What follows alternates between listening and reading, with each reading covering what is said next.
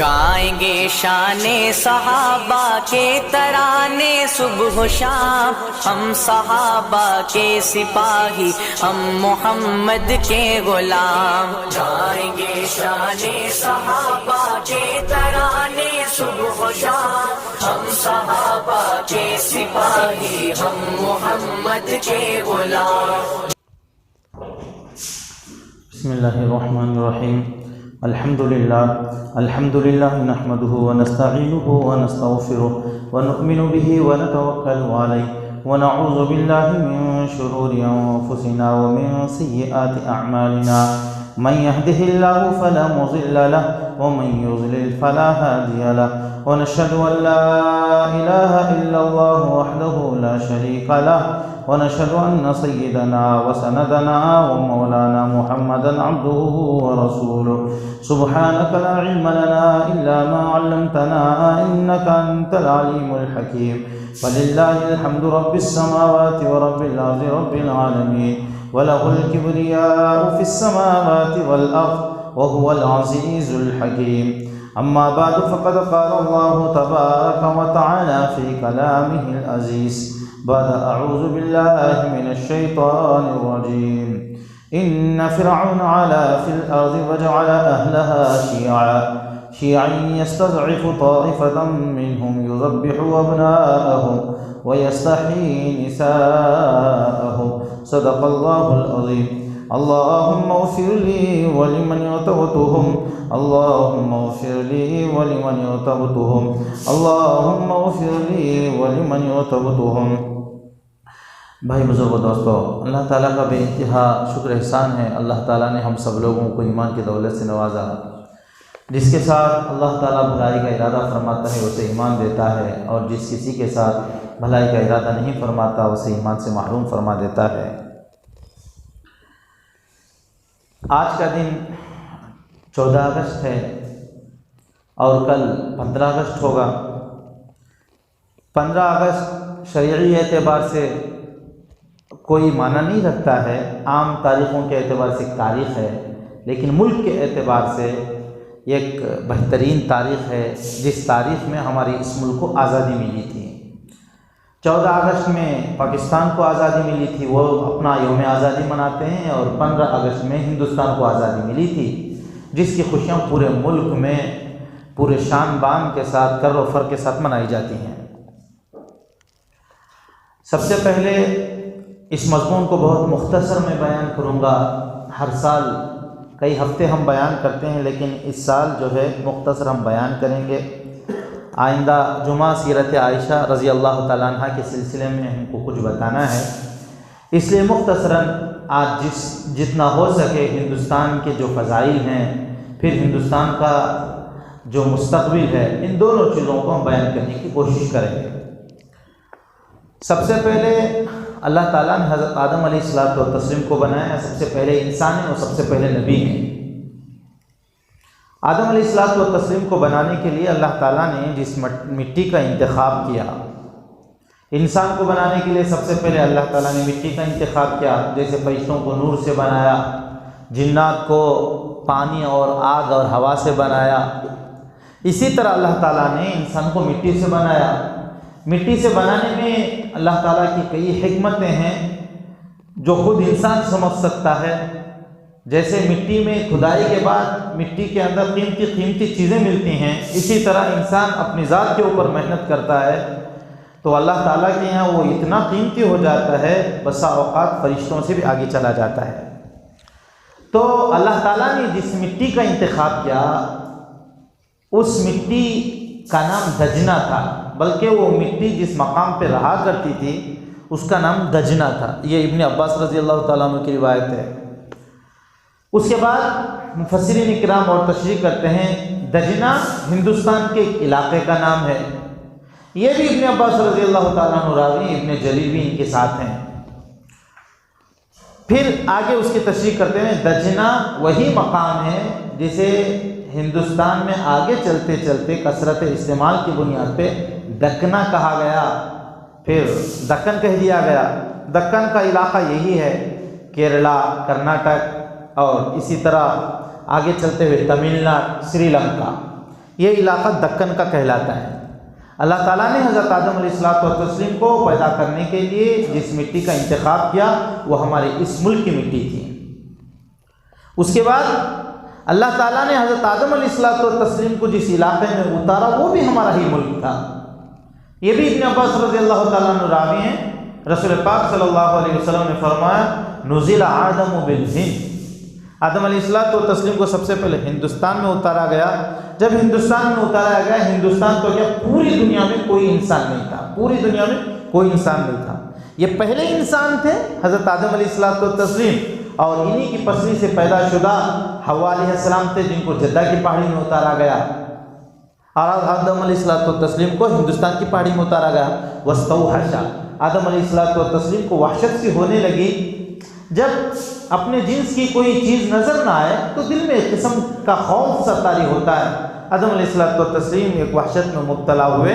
اللہ تعالیٰ نے اس وحشت کو دور کرنے کے لیے فنزل جبریل علیہ السلام ہندوستان کی سرزمین میں آئے، اور اللہ اکبر اللہ اکبر اللہ اکبر اللہ اکبر یہ ندا لگائی۔ اس کے بعد اشہد ان لا الہ الا اللہ 2 مرتبہ، اشہد ان محمد رسول اللہ 2 مرتبہ پڑھا۔ تب آدم علیہ السلام نے پوچھا تھا جبریل تم اللہ کی تو گواہی دے رہے ہو، اللہ کے ساتھ یہ محمد جن کی گواہی دے رہے ہو وہ کون ہیں؟ تو جبریل علیہ السلام نے کہا تھا یہ آپ ہی کی اولاد میں آنے والے سب سے آخری نبی ہیں، سب سے آخری نبی ہیں۔ تو پوری دنیا میں سب سے پہلے جہاں اذان کی آواز گونجی ہے، اذان کے کلمات گونجے ہیں، وہ ہمارا یہ ہندوستان ہے۔ اس کے کئی فضائل ہیں، جیسے صبحۃ المرجان میں مولانا بالگرامی رحمۃ اللہ علیہ نے ہندوستان کے فضائل کو جو رسول پاک صلی اللہ علیہ وسلم کی جانب سے وارد ہیں جمع کیا ہے کہ ہندوستان کے سلسلے میں رسول پاک صلی اللہ علیہ وسلم نے کیا کیا بتایا ہے۔ لیکن آج ہمارے لیے زمین کو تنگ کیا جا رہا ہے، اور قدر مسلمان بھی ڈرا سہما ہے۔ مسلمان یہ سمجھ رہا ہے کہ اب ہم حقدار نہیں بلکہ اجارہ دار ہیں، کرایہ دار ہیں۔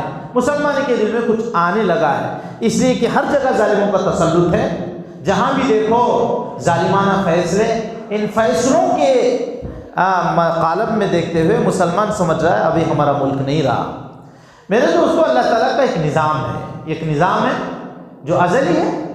اللہ تعالیٰ کبھی اس کو حکومت دے کے دیکھتے ہیں جو مسلمان ہو، کبھی کافروں کو دیتے ہیں، کبھی دہریہ کو دیتے ہیں، کبھی عدل پسند لوگوں کو دیتے ہیں، کبھی ظالموں کو دیتے ہیں۔ یہ اللہ میاں کا نظام ہے۔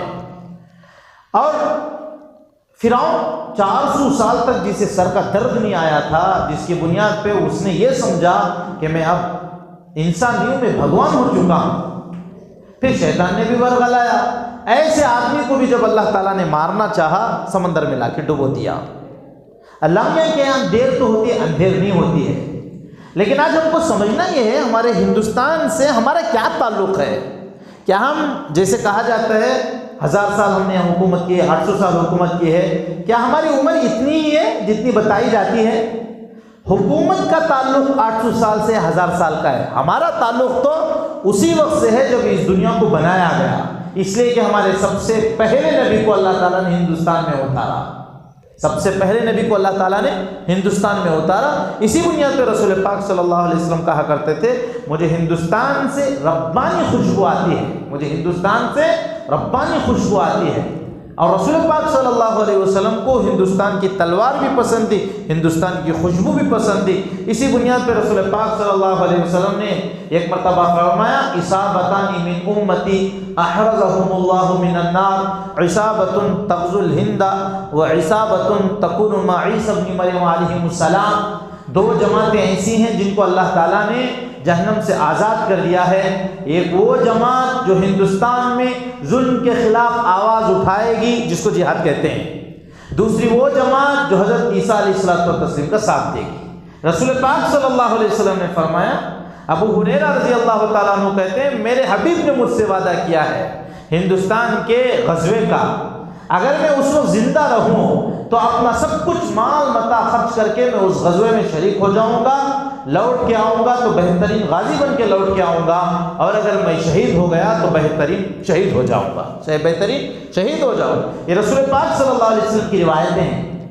ظلم کی ایک داستان اب ہمارے سامنے کھلی ہوئی ہے، ممکن ہے کچھ عرصے تک یہ چلے، ممکن ہے کچھ عرصے تک چلے، لیکن بہت دیر تک چلنے والی نہیں ہے، بہت دیر تک، نہ بہت دیر تک چلنے والی ہے، نہ بہت دور تک چلنے والی ہے۔ حالات ایسے بتاتے ہیں کہ حضرت مہدی کا وقت قریب آ چکا ہے، حضرت مہدی کے آنے کا وقت قصر اللہ سوادہ بہت قریب آ چکا ہے، حالات ایسے بتاتے ہیں۔ اس اعتبار سے ان کے ظلم کی داستان نہ دیر تک چلنے والی ہے، نہ دور تک چلنے والی ہے، انشاءاللہ ان قریب ختم ہونے والی ہے۔ اب آگے چلیے، ہندوستان مسلمانوں کے ہاتھ میں تھا جب یہ انگریز ہمارے ہندوستان میں داخل ہوئے ہیں۔ اس کے بعد کیا ہوا؟ انگریز ہندوستان کو آئے کیوں تھے؟ انگریز ہندوستان کو اسی لیے آئے تھے، ہندوستان کا چرچا پوری دنیا میں تھا۔ اور ایک بات یاد رکھیے، میں بارہا اپنے خطابات میں لوگوں کو اس کی طرف توجہ دلاتا ہوں، آج بھی پوری دنیا کی توجہ ہمارے ہندوستان کی طرف ہے۔ اسی لیے اپنے یہاں کی مشہور کمپنیاں، سافٹ ویئر کمپنیاں لا کے وہ ہندوستان میں بٹھاتے ہیں، حالانکہ اب فی الوقت ہندوستان میں کچھ نہیں ہے۔ سونے کی چڑیا تھی، اب سونے کی چڑیا نہیں ہے، مٹی کی بھی چڑیا بہت مشکل سے ہے۔ ہم کو لوٹ لیا گیا، ہمارے کوہ نور کو جو قیمتی سرمایہ تھا اسے ہمارے سے اچک کر لے کر چلے گئے، جو کچھ ہمارے پاس معدنیات تھے ان کے اوپر ان کا قبضہ ہو گیا۔ خیر، جتنے سال وہ یہاں رہے وہ ہم کو مستقل کمزور کرتے رہے، اپنا زہر چھوڑ کے چلے گئے، اپنا زہر چھوڑ کے گئے، ایسے ہی نہیں گئے۔ لیکن آج بھی پوری دنیا کی نگاہیں ہمارے اس ملک کی طرف متوجہ ہیں۔ ایسے کیوں؟ اس لیے کہ رسول پاک صلی اللہ علیہ وسلم نے یہ بھی بشارت دی ہے، جب دنیا میں حضرت مہدی آئیں گے ظلم کے خلاف آواز اٹھائیں گے، پوری دنیا میں ظلم ہوگا، اس ظلم کو مٹانے کے لیے حضرت مہدی آواز اٹھائیں گے تو ایک بہت بڑا طبقہ ہندوستان سے ان کی مدد کے لیے جائے گا۔ یہ ساری باتیں ان کے سامنے ہیں، یہ ساری باتیں ان کے سامنے ہیں۔ ہم لوگ اپنے دین کے سلسلے میں جتنا جانتے ہیں، کئی گنا زیادہ وہ لوگ جانتے ہیں، مستقل سرچ میں لگے ہوئے ہیں ان کے نبی نے کیا پیشن گوئی دی ہے، اس کا تدارک کیا کیا جائے، اس کا توڑ کیا کیا جائے۔ مستقل ایک بہت بڑا طبقہ، خواہ وہ یہود کا ہو خواہ وہ نصارہ کا ہو، اس کے پیچھے لگا ہوا ہے۔ ہندوستان میں جب اپنے ناجائز قدم جمانے لگے، اس وقت تک پورے ہندوستان میں مسلمانوں کی مستحکم طاقت تھی، لیکن مسلمانوں کی ایک بہت بڑی کمزوری کہ میر صادق، میر جعفر، میر وزیر علی لنگڑا، یہ جتنے منافق پیدا ہوئے ہیں، آپ تاریخ اٹھا کے دیکھو، وہ صرف اور صرف مسلمانوں ہی میں آپ کو ملیں گے، مسلمانوں ہی میں آپ کو ملیں گے۔ ہمارے گھر کو لوٹا اس لیے گیا کہ گھر میں اندر رہنے والے نے لٹیروں کی حمایت کر دی، لٹیروں کی حمایت کر دی۔ یہ تقریباً 1612 میں یہ ہندوستان میں آئے، یہ انگریز آئے، ایسٹ انڈیا کمپنی کے نام سے آئے، تاجر بن کر آئے، کسی کو بھنک نہیں لگی کہ یہ کیا ہو رہا ہے، دھیرے اپنے قدم جماتے رہے۔ 1702 میں دلی میں عبدالرحیم شاہ عبدالرحیم رحمۃ اللہ علیہ، اورنگزیب عالمگیر رحمۃ اللہ علیہ کے یہ مصاحب بھی تھے۔ فتاوی عالمگیریہ جو جمع کی گئی ہے 500 علماء کرام کا مستند مجموعہ ہے، اس میں یہ ان کے معاون بھی تھے۔ ان کے گھر 1702 میں ایک لڑکا پیدا ہوتا ہے جس کا نام ولی اللہ ہے، جن کو ہم شاہ ولی اللہ رحمۃ اللہ علیہ کہتے ہیں۔ جب ان کو شعور آیا، ان کو سمجھ میں آیا کہ ہمارا ہندوستان اب ہمارے سے نکل رہا ہے، ہندوستان میں جو ہماری یہ مذہبی آزادی تھی دھیرے یہ چھن کے انگریزوں کے ہاتھوں میں جا رہی ہے اور غیر شعوری طور پہ جا رہی ہے، تو انہوں نے لوگوں کو بیدار کرنا شروع کیا۔ قلم کے اعتبار سے، اپنے زبان کے اعتبار سے لوگوں کو مستقل بیدار کرنا شروع کیا۔ اس سے پہلے انہوں نے تعلیم کو حاصل کرنے کے لیے ہندوستان میں جس قدر تعلیم تھی حاصل کی، حرمین شریف گئے، وہاں جا کے مستقل سیاستات کی تعلیم حاصل کرنے کے بعد ہندوستان میں آ کر مستقل حدیث کا انہوں نے درس دیا۔ حدیث کے درس کے ذریعے سے لوگوں کے اندر بیداری پیدا کی کہ لوگوں، مذہبی آزادی جو ہمارا فطری حق ہے اب اسے چھینا جا رہا ہے۔ آج جو مسلمانوں کا ایک ملک تھا، اب دھیرے مسلمانوں کو ملک نہیں رہا ہے، دھیرے 4 صوبوں پر ان کی حکومت ہو چکی تھی۔ انہوں نے لوگوں کو بیدار کیا۔ بڑے عالی شان، عالی مرتبت، عظیم المرتبت ان کو لڑکے ہوئے، شاہ عبدالعزیز دہلوی رحمۃ اللہ علیہ، عبدالقادر رحمۃ اللہ علیہ، شاہ رفیع الدین رحمۃ اللہ علیہ، شاہ عبدالغنی، شاہ اسحاق رحمہ اللہ، یہ سب ہوئے۔ ہر ایک لڑکا اپنے اپنے میدان میں ایک بہت بڑے شہسوار تھے۔ ان کے بعد 1762 میں ان کا انتقال ہوا ہے۔ شاہ عبدالعزیز دہلوی رحمۃ اللہ علیہ جو ان کے بڑے لڑکے تھے، 1772 میں انہوں نے انگریزوں کے خلاف فتویٰ ہی دے دیا. ایک فتویٰ اتنا چلا فتویٰ چلتے چلتے پورے ملک میں پھیل گیا کہ انگریزوں کے خلاف جہاد فرض ہو چکا ہے. انگریزوں کے لشکر میں جمع ہونا درست بالکل نہیں ہے. اب ان کے خلاف جہاد کیا جائے. پورے ہندوستان میں آگ سی لگ گئی. ہمارے اس علاقے میں، بنگال کے علاقے میں سراج الدولہ بہت بڑا بادشاہ، مسلمانوں کا بہت طاقتور بادشاہ، ایک حد تک انگریزوں کو ہٹا دیا تھا، لیکن میر جعفر اس شیطان کی منافقت کی بنیاد پہ اسے جو ہے شکست ہو گئی. اس کے بعد اس کا رخ ٹیپو سلطان شہید رحمۃ اللہ علیہ کی طرف ہوا. ٹیپو سلطان شہید رحمۃ اللہ علیہ کو آخر کار 1750 میں جن کی پیدائش ہوئی، 1799 میں ان کو بھی شہید کر دیا گیا. 1799 میں ان کو بھی شہید کر دیا گیا. اب اس کے بعد یہ تحریک دبی نہیں، کبھی بھی دبی نہیں. اگر ایک طرف سے دبائی جاتی تو دوسری طرف سے کسی اعتبار سے اٹھ جاتی، اور ہر جگہ مسلمان تھے، ہر جگہ ہر تحریک میں مسلمان تھے. آپ تاریخ اٹھا کے دیکھو، 1857 سے پہلے جتنی تحریکات جنم لیے ہیں سب میں مسلمان ہی مسلمان تھے. اس لیے کہ اس کا یہ حکومت کے چھیننے کا غم بھی، حکومت میں سے چھیننے کا افسوس بھی صرف اور صرف مسلمانوں کو تھا، اس لیے کہ ہمارے ہاتھوں سے حکومت چھینی تھی. خیر، اس کے بعد ایک طرف سے تحریک کو دبا دیا جاتا، دوسرے اعتبار سے تحریک جنم لے لی تھی. 1857 کی نوبت آ گئی. 1857 میں مغلیہ بادشاہ بہادر شاہ ظفر آخری بادشاہ تھے. ان کی سرکردگی میں، ان کی قیادت میں ایک بہت بڑی بغاوت انگریزوں کے خلاف ہوئی. لیکن 1857 سے پہلے 1856 میں ایک بہت بڑا مشورہ ہوا، جس میں رشید احمد گنگوہی رحمۃ اللہ علیہ، قاسم نانوتوی رحمۃ اللہ علیہ، یہ سب دارالعلوم دیوبند کے مؤسسین بانقین ہیں. جعفر تھانیسری رحمۃ اللہ علیہ، حاجی امداد اللہ مہاجری مکی رحمۃ اللہ علیہ، یہ بڑے بڑے کبار علماء، بڑے بڑے مشائخ جمع تھے. انہوں نے آپس میں مشورہ کیا کیا کیا جائے. اب تو پوری طرح سے غلامی کی زنجیر ہمارے گردن میں ڈالی جا رہی، کیا کیا جائے. تو ایک صاحب نے کھڑے ہو کر کہا، ہمارے پاس نہ طاقت ہے، نہ کچھ ہے، نہ ہمارے پاس تعداد ہے. ہم کیا کر سکتے ہیں؟ ہم مرعوب ہیں، ہم مقہور ہیں، ہمارے پاس کچھ بھی نہیں ہے. اب اتنا سننا تھا، لوگوں کی ہمتیں پست ہونے لگی. حضرت مولانا حجت الاسلام قاسم نانوتوی رحمۃ اللہ علیہ کھڑے ہوئے. انہوں نے ایک ایسی زبردست تقریر کی، کہا کیا بدر کے 313 صحابہ کرام سے بھی ہم کم ہو گئے؟ ہماری تعداد جسے کم بتائی جا رہی ہے 313 صحابہ سے بھی کم ہو گئے. اب ان کی وہ تقریر تھی، سب لوگوں کے اندر جذبہ جہاد بیدار ہو گیا. آج جس جہاد کو ٹیررسٹوں کا کام کہا جا رہا ہے، نہ جانے کیا کیا کہا جا رہا ہے، ہندوستان کو آزاد کروانے کے لیے اسی جہاد کو استعمال کیا گیا تھا. سب سے پہلے جہاد کا فتویٰ دیا گیا تھا. اس کے بعد 2 محاذ بنائی گئی، ایک امبالہ کی طرف، ایک شاملی کی طرف. امبالہ کی طرف مولانا جعفر تھانیسوی رحمۃ اللہ علیہ گئے، اور شاملی کی طرف مہاجر مکی امداد اللہ مہاجر مکی رحمۃ اللہ علیہ گئے. علماء اکرام آ گئے جو خانقاہ میں تسبیح پکڑ کے، ہزارہ تسبیح پکڑ کے صبح و شام اللہ تعالیٰ کو یاد کیا کرتے تھے. جب دیکھا کہ ہمارا ملک ہمارے قبضے سے نکل کے انگریزوں کے قبضے میں جا رہا ہے، وہ اپنے خانقاہوں کو چھوڑ کر میدانوں میں آ گئے. رشید احمد گنگوہی رحمۃ اللہ علیہ شاملی کی جنگ میں شریک ہیں. حافظ ضامن شہید رحمۃ اللہ علیہ کی کن پٹی میں آ کے گولی لگی، جس کی بنیاد پہ یہ شہید ہو گئے. یہی وہ جنگ تھی. جعفر تھانیسری رحمۃ اللہ علیہ کو مستقل قید و بند کی صوبتیں اٹھانی پڑی، اسی قید کی بنیاد پہ تھی. خیر، 1857 میں بہت بڑی بغاوت تھی، بہت بڑی بغاوت انگریزوں کے خلاف ہوئی. لیکن اپنی کچھ کوتاہیوں کی بنیاد پہ وہ شکست دوچار ہوئی. اب کیا ہوا، علماء اکرام کے اوپر پہلے آفتیں تھیں، دھیرے دھیرے ہر دیندار کے اوپر آفتیں آ گئی.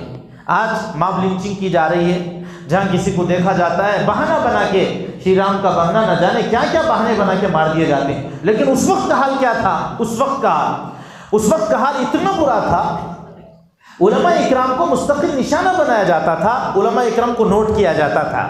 ایک طرف کسی پادری کو بڑے چبوترے میں کھڑا کے ہندوستان اسلام کے خلاف چیلنج کیا جاتا تھا کہ اسلام ناحق ہے، اسلام باطل ہے، نعوذ باللہ، اور عیسائیت سچا مذہب ہے. اگر کوئی آدمی ہمارے سے بات کرنا چاہے تو آ سکتا ہے. کوئی بھی عالم ان کے آنکھ میں آنکھ ملاتا تو اسے پھانسی کے پھندے چڑھا دیا جاتا. پھانسی کے پھندے چڑھا دیا جاتا، آنے سے پہلے اسے پھانسی کے پھندے چڑھا دیا جاتا۔ اس طریقے سے عیسائیت کو غالب کرنے کی کوشش کی جاتی اور اسلام کو نعوذ باللہ مغلوب کرنے کی کوشش کی جاتی تھی۔ یہ مستقل تحریک تھی۔ مساجد میں دیکھا جاتا کہ مساجد میں جو نمازی آ رہے ہیں اس میں علماء کون ہیں اور غیر علماء کون ہیں۔ جامع مسجد میں سب سے پہلے پھانسی کا پھندا لگایا گیا کہ ہر نماز کے بعد کسی نہ کسی عالم کو پھانسی کے پھندے میں لٹکا دیا جاتا۔ پھر اس کے بعد عام کرتے کرتے کرتے ہر مسجد میں ایک پھانسی کا پھندا لگا دیا گیا، ہر مسجد میں۔ اور علامت کیا کہی گئی؟ جس کی لمبی داڑھی ہو، کرتا پاجامہ جس کا لباس ہو، اس کو پھانسی کے پھندے پہ لگا دو، پھانسی کے پھندے پہ لٹکا دو۔ ایک مورخ کہتا ہے جس کا نام انگریزی میں ہے، جسے اردو میں ہم کچھ اونچ نیچ کے ساتھ تھامسن کہتے ہیں، وہ کہتا ہے دلی کی چاندنی چوک سے لے کر لاہور تک، دلی کی چاندنی چوک سے لے کر لاہور تک کوئی درخت ایسا نہیں تھا کہ اس درخت میں کسی عالم کی لاش نہ لٹکی ہوئی ہو۔ بالکل ہر درخت میں پھانسی کا پھندا لگا دیا جاتا۔ ایک عالم دین کو ہاتھی پہ بٹھایا جاتا، ہاتھی پہ بٹھانے کے بعد اس پھانسی کے پھندے کے نیچے لے کے جاتے۔ جب پھانسی کا پھندا حلق میں آ جاتا اس ہاتھی کو گزار دیا جاتا۔ جو ہی ہاتھی آگے گزرتا پھانسی کا پھندا کس جاتا، جس کی بنیاد پہ تڑپتے تڑپتے تڑپتے تاریخ میں لکھا ہے آٹ کے مانند ہو جاتا، آٹ کا جو ہندسہ ہے تڑپتے تڑپتے ایسا ہو جاتا۔ یہ وہی مورخ کہتا ہے ہم جا رہے تھے، جاتے جاتے ہم کو ایک بہت بڑا ایک ٹفن، بہت بڑا توشہ ملا۔ اس توشے کو کھولا گیا تو اس کے اندر شرمگاہیں تھی۔ تحقیق کرنے کے بعد پتہ چلا یہ علماء کرام کی شرمگاہیں جو کاٹ کر اس میں ڈال دی گئی ہیں۔ ایک وقت میں 14,000 قرآن پاک کے نسخے جلائے گئے اور پھر ایک سال کے اندر 1,00,000 سے زیادہ قرآن پاک کے نسخوں کو جلایا گیا۔ ان کو بتایا گیا کہ جب تک کہ قرآن زندہ ہے، جب تک قرآن پاک کی تعلیمات زندہ ہیں، ان کے اندر جہاد کا جذبہ جانے والا نہیں ہے، اس لیے قرآن کو بھی جلاؤ، قرآن والوں کو بھی جلاؤ۔ علماء اکرام کو بھی جلایا گیا۔ تھامسن خود کہتا ہے میں اپنے خیمے میں جا رہا تھا، مجھے گوشت کے بھنے جانے کی بو آئی، گوشت کے بھنے جانے کی بو آئی تو میں دیکھا خیمے کے پیچھے ایک بہت بڑی آگ روشن ہے، بہت بڑی آگ روشن ہے، مستقل علماء اکرام کو لنگا کیا جا رہا ہے اور لایا جا رہا ہے، لا کے ان سے پوچھا جا رہا ہے بتاؤ 1857 کی بغاوت میں تم ہمارے ساتھ تھے؟ اگر تم کہو کہ نہیں تھے تو ہم تم کو چھوڑ دیں گے۔ دو چیزوں کا وعدہ، ایک کہو کہ نہیں تھے، دوسرا ایک وعدہ کرو کہ آئندہ ہمارے خلاف تم کچھ کرنے والے نہیں ہو، ہم چھوڑ دیں گے۔ تھامسن خود کہتا ہے مجھے پیدا کرنے والے کی قسم، مجھے پیدا کرنے والے کی قسم، میں نے اپنے آنکھوں سے دیکھا کوئی بھی ایسا عالم نہیں تھا جس نے ان کی بات پر عمل کرتے ہوئے اپنے آپ کو چھٹکارا دلوایا ہو۔ سب علماء ننگے بدن آ رہے ہیں اور آگ میں لٹائے جا رہے ہیں اور ان کی ٹکا بوٹی ہو رہی ہے، انہی کے سامنے دوسروں کو لایا جا رہا ہے، پھر ان کو جلایا جا رہا ہے۔ ان میں سے کوئی بھی ایسا نہیں تھا جس نے انگریزوں کی بات مان لی ہو۔ احمد اللہ مدراسی رحمۃ اللہ علیہ ایک بہت بڑے یہ بھی مجاہد ہیں۔ ایک انگریز نے ان سے عربی سیکھی تھی، اس نے کہا حضرت میں آپ کے اللہ کا واسطے دیتا ہوں، میں نے آپ سے عربی سیکھی، آپ میرے استاد ہیں، ایک مرتبہ آپ کہہ دیجئے کہ میں اس وقت کی بغاوت میں نہیں تھا تو میں اپنے دفتر میں سے آپ کا نام نکال دوں گا تاکہ آپ کو پھانسی نہ ہو۔ مولانا احمد اللہ مدراسی رحمۃ اللہ علیہ نے بڑی متانت و سنجیدگی کے ساتھ کہا اگر آج تم اپنے دفتر سے میرا نام نکلواتے ہو، مجھے خطرہ اس بات کا ہے کہ اللہ تعالیٰ کے دفتر میں میرا نام نکال دیا جائے، اس لیے مجھے برداشت نہیں۔ وہ بھی آئے، ان کو بھی لٹا دیا گیا، ان کو بھی مار دیا گیا۔ ادھر مولانا جعفر خان اس لیے رحمۃ اللہ علیہ یہ کہا گیا جتنی زیادہ سختی ہو سکتی ہے وہ ان کے اوپر وہ سختی کرو۔ چنانچہ ایک پنجرا بنایا گیا، انسانوں کا پنجرا، جس پنجرے میں چاروں طرف سے لمبی لمبی کیلوں کو ٹھوک دیا گیا اور چھوٹی چھوٹی کیلوں کو بھی ٹھوک دیا گیا۔ پھر اس پنجرے میں 4-5 افراد کو ٹھوس کر اسے مال گاڑی میں رکھ دیا گیا۔ یہ گاڑی جا رہی ہے، مال گاڑی ہے، جاتے جاتے کبھی رکتی تو 8 دن 15 دن، جب بھی بریک لگتا، بریک لگنے کی بنیاد پہ یہ آپس میں لوٹتے، اگر کوئی بیٹھ جاتا تو نیچے رہنے والی کیلیں اسے چپ جاتی۔ پورے خون سے لہو لہان ہیں، ہر طرف زخم ہی زخم ہے، نہ ان کو پیشاب پاخانے کا انتظام ہے۔ 3 مہینوں کے بعد یہ ریل جو ہے اپنی منزل تک پہنچی ہے۔ آخر کار جب ان کو جیل میں ڈالا گیا، سنا دیا گیا کہ کل آپ کی پھانسی ہونے والی ہے، سنا دیا گیا، پورے خوشی میں باغ ہو گئے۔ جیلر آ کے دیکھتا ہے، کہا کل تمہاری پھانسی ہونے والی ہے؟ ہاں پھانسی ہونے والی ہے، اسی تو ہم خوش ہیں۔ کہا ارے کل مرنے والے ہو، تم خوش ہو؟ کہا اس لیے خوش ہیں کہ کم سے کم ہم جیسے گنہگاروں کو شہادت مل رہی ہے، ہم شہید ہو جائیں گے، اس لیے خوش ہو رہے ہیں۔ جیلر گیا، تم ان لوگوں کو سزا دینا چاہتے ہو، ان لوگوں کی سزا نہیں ہے تو خوش ہیں پھانسی کی بنیاد پہ۔ تو پھر ایک فیصلہ لیا گیا، ان کو پھانسی نہیں دی جائے گی، ان کو پھانسی نہیں دی جائے گی، ان کی پھانسی کینسل کر دی گئی ہے اور کالے پانی میں داخل کر دیا گیا۔ کالے پانی میں تا عمر پوری زندگی ان کے لیے قید و بند کی صعوبتوں کا فیصلہ سنا دیا گیا۔ مولانا جعفر تھانیسی رحمۃ اللہ علیہ مستقل ان کی کتاب ہے تاریخ کالا پانی، دیکھی جا سکتی ہے۔ تو بڑے بڑے اکابر علماء اکرام کو شہید کر دیا گیا، جہاں بھی کوئی کرتا پاجامہ والا ملتا اسے شہید کر دیا گیا۔ 1857 کے بعد ٹھیک 9 سال بعد دارالعلوم دیوبند کی بنیاد رکھی گئی۔ دارالعلوم دیوبند کی بنیاد کیوں رکھی گئی؟ دیکھا کہ ہر طرف اب اسلام کو نشانہ بنایا جا رہا ہے، دنیا تو گئی، کہیں ایسا نہ ہو کہ ہمارا ایمان چلے جائے، ہمارے بچے ارتداد کے شکار ہو جائیں، اس لیے بچوں کا ایمان بچانے کے لیے دارالعلوم دیوبند کی بنیاد رکھی گئی۔ اب اس کے بعد وہ دارالعلوم دیوبند یہ انار کے درخت کے نیچے شروع ہوا تھا، پلتا پھولتا گیا، مجاہدین پیدا ہوتے گئے۔ اولین طالب علم شیخ الہند رحمۃ اللہ علیہ، جن کا نام محمود الحسن دیوبندی رحمۃ اللہ علیہ، اللہ تعالیٰ نے ان سے کام لیا، وہ تحریک آزادی کا۔ آج بھی تحریک ریشمی رومال پورے ہندوستان میں مشہور ہے، اس کے بانی مؤسس یہی تھے، اس کے بانی و مؤسس یہی تھے۔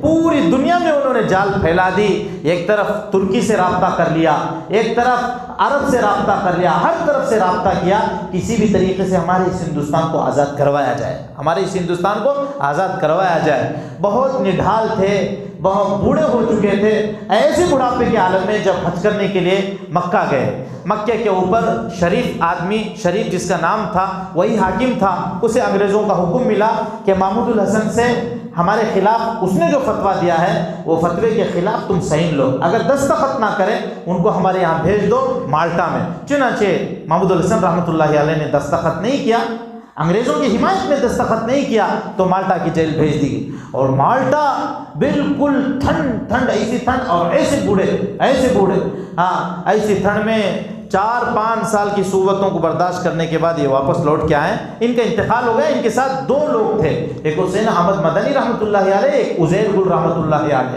جو سرحد پاکستان کے رہنے والے تھے۔ جب حضرت رحمۃ اللہ علیہ کا انتقال ہوا، شیخ الاسلام حسین احمد مدنی رحمۃ اللہ علیہ پہنچ نہ سکے۔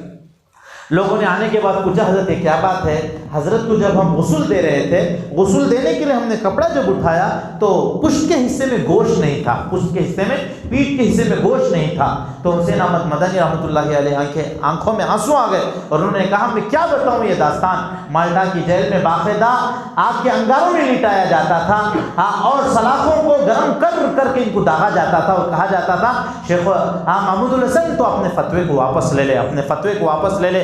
یہ بوڑھاپے کی حالت میں کہتے تھے اگر میں اپنا فتویٰ واپس لے لوں تو میرا ایمان نکلنے کا خدشہ ہے، میں نے ہرگز لینے والا نہیں ہوں، ہرگز لینے والا نہیں۔ آخر دم تک ہندوستان کی وفاداری کے ساتھ وہ ہندوستان سے چلے گئے۔ تو میرے دوستو اس کے کئی دنوں کے بعد تقریباً 1919 میں جمعیت العلماء کا قیام ہوا ہے۔ 1919 اس سے کچھ سال پہلے یا کچھ سال بعد میں کانگریس کا قیام ہوا، جس کی قیادت، کانگریس کی قیادت کرنے والے بھی ہمارے ہی علماء اکرام تھے۔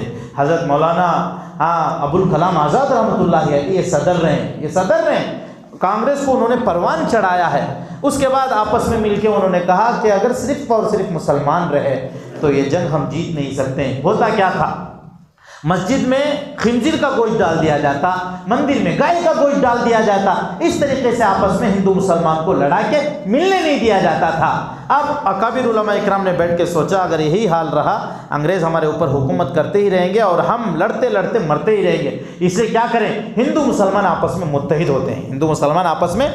ہوتے ہیں۔ ڈاکٹر صاحب کا گھر تھا مختار انصاری رحمۃ اللہ علیہ، گاندھی جی کو بلایا گیا، گاندھی جی کو بھی بلایا گیا، چونکہ وہ انگلینڈ سے پڑھ کے آئے تھے، ان کا کچھ چرچا بھی تھا، بہت زیادہ جانتے تھے۔ بلانے کے بعد اپنی ٹوپی نکال کے ان کے سر پہ رکھی گئی اور کہا گیا آج کے بعد آپ مہاتما گاندھی ہیں۔ اس وقت خلافت کا فنڈ تھا، خلافت کمیٹی کا فنڈ تھا، اس فنڈ کے ذریعے سے پورے ہندوستان میں ان کو گھمایا گیا، اسی چکر میں ہماری اس سرزمین چکمگلور میں بھی ان کا آنا ہوا ہے. یہ خلافت کا فنڈ تھا، خلافت کا فنڈ تھا. اس فنڈ کے ذریعے سے پورے ہندوستان میں ان کا تعارف کروایا گیا. پھر دھیرے دھیرے دھیرے دھیرے ایک تحریک سامنے آئی. ان تحریکوں کے ذریعے سے آخر میں انہی مسلمانوں کی کوششوں کے ذریعے سے، جس کے بعد کئی غیروں کو بھی ماخذہ مارا گیا، ان کا بھی خون بہایا گیا. لیکن 1857 سے پہلے تک تنہا مسلمان تھے. 1857 سے 1947 تک اب یہ ہندوستان مسلمان اور ہندو دونوں مل کر یہ جنگ لڑے ہیں. آخر کار جو ہے مسلمانوں کی ان کاوش کی بنیاد پہ، ان کے محنت کی بنیاد پہ ہمارے اس ملک کو آزادی مل گئی. لیکن ہوا کیا؟ علماء اکرام خانخواہوں سے آئے تھے. حسین احمد مدنی رحمۃ اللہ علیہ خانخواہ کے آدمی تھے، دارالعلوم دیوبند کے شیخ الحدیث تھے. مدینہ منورہ میں 18 سال تک مسجد نبوی میں انہوں نے تعلیم دی تھی. جہاں سے آئے تھے وہاں چلے گئے. جہاں سے آئے تھے، ہندوستان چونکہ آزاد ہو چکا تھا، حسین احمد مدنی رحمۃ اللہ علیہ نے اس وقت پوری شدت کے ساتھ اس بات پہ روک لگائی تھی کہ ہمارے اس ہندوستان کو ہرگز مت توڑو، پاکستان کے نام پہ کوئی ملک نہ بناؤ. بلکہ ابوالکلام آزاد رحمۃ اللہ علیہ نے یہاں تک کہا، اللہ کے نبی صلی اللہ علیہ وسلم نے فرمایا، اللہ تعالیٰ نے مجھے کچھ خصوصیتیں دی ہیں، میرے لیے پوری زمین کو پاک کر دیا ہے. زمین کا ہر خطہ پاک ہے. پاکستان کے نام پہ کوئی زمین کو آپ تقسیم نہ کرو، ہر یہ خطہ پاک ہے. آج اگر پاکستان کے نام پہ تم تقسیم کر دو گے، کل کے دن ہندوستان میں رہنے والے مسلمان دوسروں کے احسان تلے جینے لگیں گے. پھر جامع مسجد کے سیڑھیوں پہ کھڑے ہو کے ندا لگانے لگے. جو لوگ ہٹیری لے کے، جو لوگ اپنے سامان کو باندھ کے جا رہے تھے، ان سے پوچھنے لگے، یہ جامع مسجد کا مینارہ تم سے پوچھ رہا ہے، فریاد کر رہا ہے، پوچھ رہا ہے کہ آخر کس کے احسان پہ تم مجھے چھوڑ کے جا رہے ہو. یہ لال قلعہ تم سے پوچھ رہا ہے، قطب مینار تم سے پوچھ رہا ہے. بہت سارے لوگ جو گٹری باندھ کے پاکستان کی طرف رخ کر رہے تھے، ان کے گٹریوں کو کھول کر پھر اپنے واپس گھر کو بھیج دیا. یہ ہندوستان ہمارا ہے، اس ہندوستان کو پروان ہم نے چڑھایا ہے. پاکستان کے نام پہ کسی اور ملک کی ہم کو ضرورت نہیں ہے، کسی اور ملک کی ہم کو ضرورت نہیں. ابوالکلام آزاد رحمۃ اللہ علیہ نے اپنے محنت کے ذریعے سے کئی قافلوں کو جو جا رہے تھے، ان قافلوں کو دوبارہ اپنے گھر بھیج دیا. میرے دوستو، جن کو جانا تھا وہ چلے گئے، ہم کو جانا نہیں تھا، ہم نہیں گئے. ہم نے پہلے بھی ہندوستانی کو اپنا وطن سمجھا ہے، اور مرتے دم تک، موت کے بعد بھی ہم ہندوستانی کو اپنا وطن سمجھنے والے ہیں. یہ سب سے پہلے یہ حب الوطنی کو اپنے دل میں لائیں، اور پورے جذبے کے ساتھ کل جہاں جہاں بھی جھنڈا لہرایا جائے گا، آپ پوری طرح سے شرکت کریں، پوری طرح سے بھرپور شرکت کریں. ہو کیا رہا ہے؟ مسلمانوں کے ایسے رسومات میں نہ جانے کی بنیاد پہ دھیرے دھیرے دھیرے دھیرے مسلمانوں کے ناموں کو خارج کیا جا رہا ہے. دھیرے دھیرے آپ تاریخ میں اٹھا کے دیکھیے، آپ کو یقین آئے، انڈیا گیٹ میں جا کے دیکھیے، جتنے لوگوں کے وہاں نام لکھے 60% مسلمان ہیں. 60%. اور کیا چاہیے؟ اور کیا چاہیے؟ اس ہندوستان کی آزادی میں ہمارا خون بہا ہے. جو لوگ حب الوطنی کا ثبوت ہم سے مانگتے ہیں، ان کا پسینہ بھی نہیں بہا ہے، ان کا پسینہ بھی نہیں بہا ہے. اس لیے میرے دوستو، کل کے دن جہاں جہاں بھی جھنڈا لہرایا جائے گا، پورے جوش و خروش کے ساتھ آپ جھنڈا لہراؤ اور اس میں شرکت کرو، اور پورے وثوق کے ساتھ یہ بات طے کر لو کہ ہمارے اکابر، ہمارے باپ داداؤں ہی کی محنت کی بنیاد پہ یہ آزادی ملی ہے. اللہ تعالیٰ سے دعا ہے کہ اللہ تعالیٰ ہم سب لوگوں کے دلوں کو مضبوط فرمائے، ہر قسم کے ڈر کو ہمارے دلوں سے نکال دے. آمین آمین وآخر دعوانا الحمدللہ. ویڈیو کو لائک کریں، چینل کو سبسکرائب کریں، اور ساتھ بیل بٹن کو پریس کرتے ہوئے آل آپشن کا انتخاب